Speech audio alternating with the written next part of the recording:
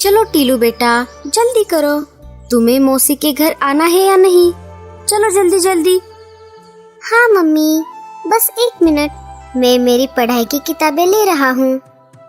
जल्दी करो बेटा, नहीं तो पंछी बस निकल जाएगी। लाडो चिड़िया थोड़े दिनों के लिए अपनी बहन माया चिड़िया के यहाँ जा रही है। तभी उसे रास्ते में कालू कौवा रोक लेता है। अरे लाडो, ये बैग वैग भर के कहाँ जा रही हो? कालू भैया, मैं थोड़े दिनों के लिए अपने बहन के घर जा रही हूँ। बहुत दिनों से वो मुझे बुला रही है, लेकिन घर के कामों की वजह से मेरा जाना ही नहीं हो रहा। लेकिन अब मेरी बहन माया के बेटी की सगाई है, इसलिए मुझे अब तो जाना ही पड़ेगा। अच्छा ठीक है, तुम जाके आओ, लेकिन लाडो तुम जल्दी वापस आ जाना। क्या तुम भूल गई? 1 हफ्ते बाद मेरे भी बेटे की सगाई है। हाँ कालू भैया, मुझे याद है, मैं जल्दी ही आ जाऊंगी। अब मैं चलती हूँ, नहीं तो मेरी पंछी बस छूट जाएगी। लाडो वहाँ से निकलकर पंछी बस स्टॉप पर आ जाती है। थोड़ी ही देर में पंछी बस आ जाती है। लाडो बस में बैठकर अपनी बहन के घर की तरफ निकल पड़ती है। ये मैं अपनी मौसी के घर जा रहा हूँ। रात हो जाती है।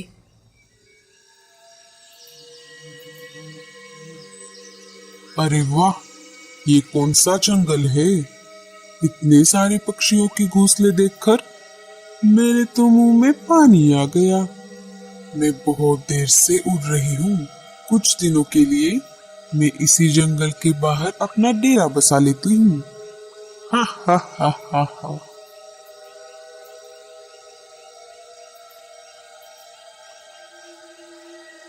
ईम रीम क्लीम छू।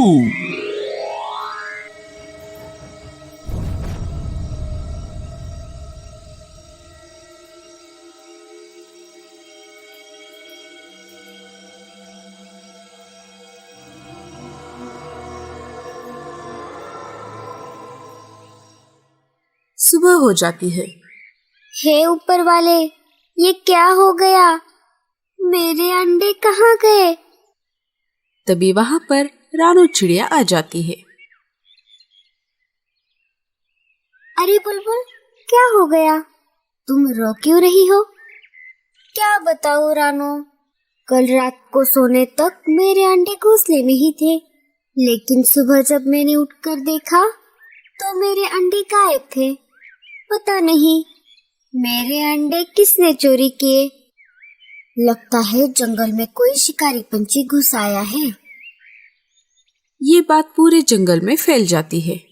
सारे पंछी सतर्क हो जाते हैं, लेकिन रानू चिड़िया बहुत डरी हुई थी, क्योंकि उसने सुबह ही 2 अंडे दिए थे। रात हो गई। रानू चिड़िया आंखों में तेल डालकर अपने अंडों की रक्षा कर रही थी। सारे पंछी अपने अपने घोंसले में सो रहे थे। रात थोड़ी गहरी हो गई। इधर चुड़ैल फिर से अंडे खाने के लिए पक्षी का रूप लेकर जंगल में आ जाती है। अंडों की खोज में वो जंगल के ऊपर से उड़ रही थी। थोड़ी देर खोज करने पर वो रानू चिड़िया के घोंसले के पास रुक जाती है। मुझे इसी घोंसले से अंडे की खुशबू आ रही है।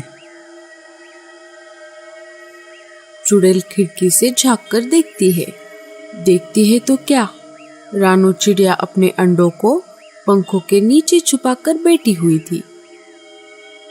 अरे, आधी रात हो गई है, फिर भी ये चिड़िया क्यों जाग रही है? मुझे अब मेरे जादू से इसे अपने वश में करना होगा। चुड़ैल अपनी जादू से रानू चिड़िया को अपने वश में कर लेती है। जैसे ही रानू चुड़ैल के वश में आ जाती है, चुड़ैल अपने हाथ लंबे कर लेती है और रानू चिड़िया के दोनों अंडे चुरा कर वहाँ से चली जाती है। चुड़ैल का जादू सुबह होने तक चलता रहा। जैसे ही जादू का असर खत्म हो गया, रानू चिड़िया होश में आ गई। उसने देखा उसके भी दोनों अंडे गायब हो गए थे। सुबह होते ही सारे जंगल में अफरा तफरी मच गई। रानू चिड़िया जोर जोर से रोने लगी। तभी वहां पर कालू कौवा आ गया। अरे रानो, क्या हुआ? तुम रो क्यों रही हो? क्या बताऊं कालू भैया, कल सुबह किसी ने बुलबुल चिड़िया के अंडे चुराए थे और आज मेरे भी अंडे चोरी हो गए हैं। मैं तो रात भर आँखों में तेल डालकर मेरे अंडों की रक्षा कर रही थी, लेकिन पता नहीं, मुझे आधी रात तक तो सब कुछ याद है, लेकिन आधी रात के बाद का कुछ भी याद नहीं आ रहा। सुबह जब मेरी आंखें खुल गई तब मैंने देखा कि मेरे भी अंडे गायब थे। रानू की बात सुनते ही कालू कौवा सोच में पड़ गया कि ऐसा कैसे हो सकता है। लगता है जंगल में सच में कोई चालाक शिकारी पंछी घुस आया है। वो दिन में नहीं रात में शिकार कर रहा है। मैं एक बार जाकर पूरा जंगल छान मार लेता हूँ। देखता हूँ कोई नया पंछी का घोंसला मुझे दिख जाए। कालू जंगल के ऊपर से उड़ रहा था। थोड़ी देर ऐसे ही खोज करने पर जंगल के बाहर एक बड़े से अजीब से डरावने पेड़ के एक टहनी पर कालू को एक अनजान घोंसला दिख जाता है। वो तो अच्छा हुआ कि उस वक्त वो चुड़ैल खाने की तलाश में घोंसले से बाहर गई थी। अरे, ये किसका घोंसला है? पहले तो ये घोंसला यहाँ नहीं था। मुझे घोंसले के पास जाकर देखना पड़ेगा। लगता है घोंसले में कोई नहीं है। मैं अंदर जाकर देखता हूँ, तभी मुझे सच्चाई का पता चलेगा।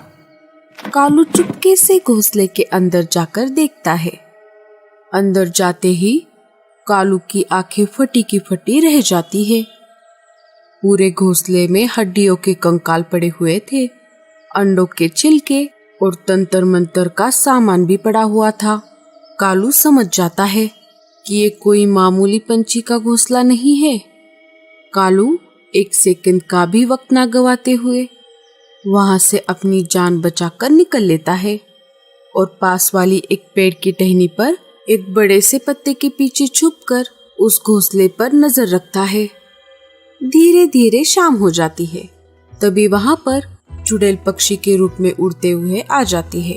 घोंसले के पास आते ही वो अपने असली रूप में आ जाती है और घोंसले के अंदर चली जाती है। ये सब नजारा कालू पास वाले पेड़ की टहनी पर बैठकर देख रहा था। अच्छा, तो ये एक जादूगरनी चुड़ैल है। लगता है यही रात में जंगल में आकर पक्षियों के अंडे चुरा कर खा रही है। इसके पहले कि ये आज रात को फिर से किसी के अंडे चुरा कर खा ले, उसके पहले मुझे इसे सबक सिखाना पड़ेगा। कालू सीधा वहां से निकलकर तंत्र मंत्र करने वाले जादूगर तोते के पास आ जाता है। कालू सारी बातें तोते को बता देता है। बस इतनी सी बात, मैंने ऐसे बहुत सारे चुड़ैलों को धूल चटाई है। रुको, मैं अभी तुम्हें इसका उपाय बताता हूँ। जादूगर तोता अपनी पोटली से बड़ा सा जादुई अंडा निकाल लेता है और कालू के सामने रख देता है। कौवे, मेरी बात ध्यान से सुन। ये कोई मामूली अंडा नहीं है, ये एक जादुई अंडा है। अब तुझे सिर्फ एक काम करना है। कैसे भी करके तुम्हें उस चुड़ैल को इस अंडे के पास लेकर आना होगा, और जैसे ही वो चुड़ैल इस अंडे को छू लेगी, वो तुरंत इसके अंदर कैद हो जाएगी। उसे इस अंडे तक कैसे लाना है, ये मैं अच्छी तरह से जानता हूँ।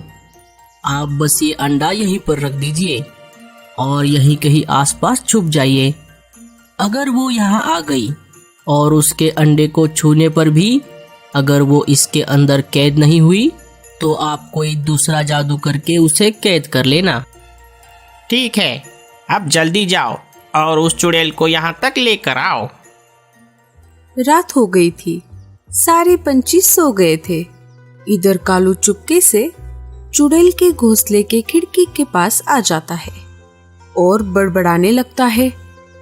सुना है जंगल के उत्तर दिशा में बरगद के पेड़ के पास जो झरना है, उसके पास ही एक शुतुरमुर्ग ने ताजा ताजा अंडा दिया है।